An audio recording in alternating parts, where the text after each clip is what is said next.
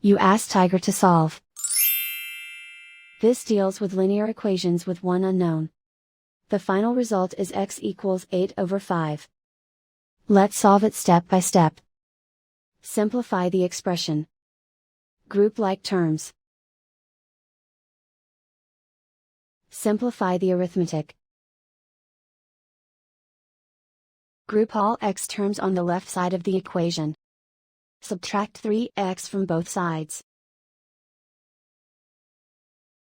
Group like terms. Simplify the arithmetic. Group like terms. Simplify the arithmetic. Group all constants on the right side of the equation. Add 1 to both sides. Simplify the arithmetic.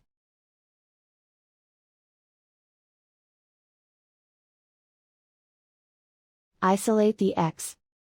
Divide both sides by 5. Simplify the fraction. And so the final result is x equals 8/5.